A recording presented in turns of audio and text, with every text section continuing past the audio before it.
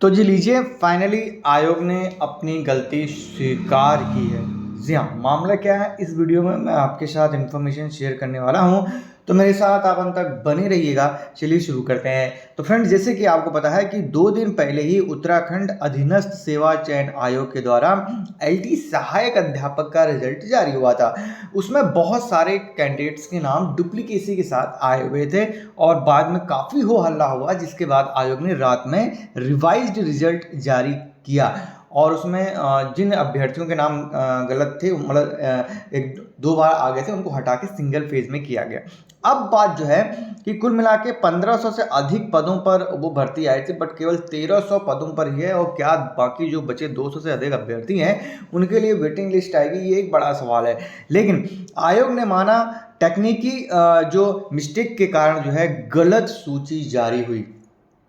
अब एक बड़ा सवाल उठता है कि इतना बड़ा संस्थान ऐसी मिस्टेक कैसे कर सकता है, ठीक है, क्योंकि अगर ऐसी मिस्टेक अगर इतने बड़े संस्थान से उम्मीद की जाए तो फिर क्या ही आप जो है कर सकते हैं। कहीं ना कहीं एक बड़ा सवाल ये उठ रहा है आयोग की खामियों में। तो यहाँ पर आप देख सकते हैं कि अधीनस्थ सेवा चयन आयोग ने जो भर्ती परीक्षा का परिणाम जारी करते हुए जो है मिस्टेक हुई थी।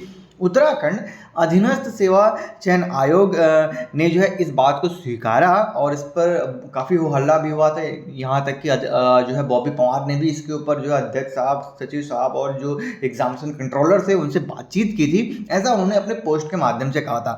तो आयोग ने उसके बाद संशोधित शिष्टा सूची जारी कर दी। नई सूची में गणित विषय के 43 पद बढ़ गए हैं, वहीं जनरल के 61 पद कम हो गए हैं। जी हाँ, ये चीज़ जो है वो मैं आपसे कहना चाह रहा था, ठीक है।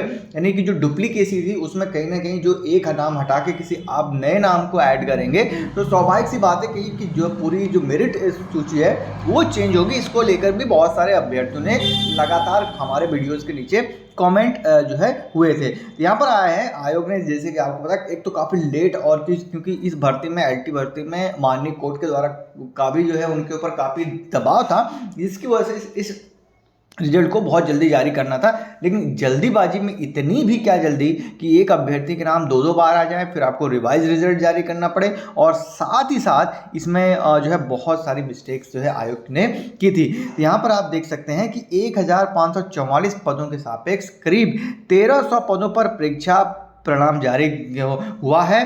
पहले शिष्टा सूची में गणित विषय के लगभग 110 अभ्यर्थी थे, जबकि नई सूची में 153, यानी कि पहले 110 अभ्यर्थी थे, बाद में 153 हो गए। तो सोचिए 53 जो 43 अभ्यर्थी थे वो कहाँ से आए, कौन से थे और किस वजह से उनका नाम पहले हटा दिया गया था, ठीक है, ये एक बड़ा सवाल उठता है। साथ ही जबकि नई सूची में आपने देखा होगा 153, पहले वाले सूची में 43 नाम गायब थे। वो नाम इसलिए गायब थे क्योंकि डुप्लीकेसी, आप उस रिजल्ट को देखेंगे तो उसमें आपको डुप्लीकेसी साथ ही साथ नजर आएगी। जांच करने पर मालूम हुआ कि वेबसाइट में चयनित अभ्यर्थियों का पूरा पन्ना ही अपलोड नहीं हुआ था, ऐसे सामान्य वाले में भी हुआ था। यानी कि यहाँ पर आप देख सकते हैं जांच में मालूम हुआ कि चयनित अभ्यर्थियों का पूरा पन्ना ही अपलोड नहीं हुआ था, पूरा पन्ना ही अपलोड नहीं हुआ था। मतलब कुछ अजीब सा सुनने को लगता है, बट आप उस जो रिजल्ट आया था आयोग की ओर से, जो रिजल्ट जारी हुआ था,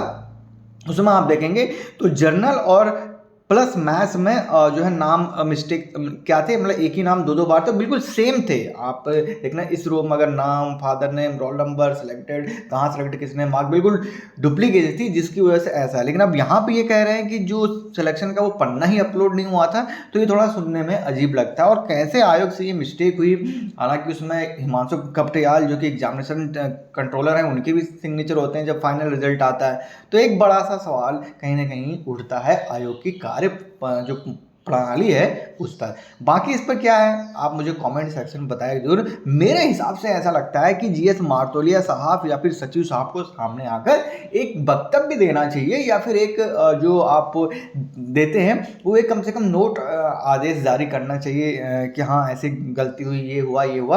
कम से कम आयोग को व्यक्तिगत रूप से इस पर अपनी गलती स्वीकार करनी चाहिए, मेरा ऐसा मानना है। बाकी आप क्या सोचते हैं कमेंट सेक्शन में बताइए जरूर। मिलते हैं नेक्स्ट वीडियो में। टिल देन जय हिंद, जय भारत, जय उत्तराखंड, और चैनल को सब्सक्राइब करना मत भूलिएगा। धन्यवाद।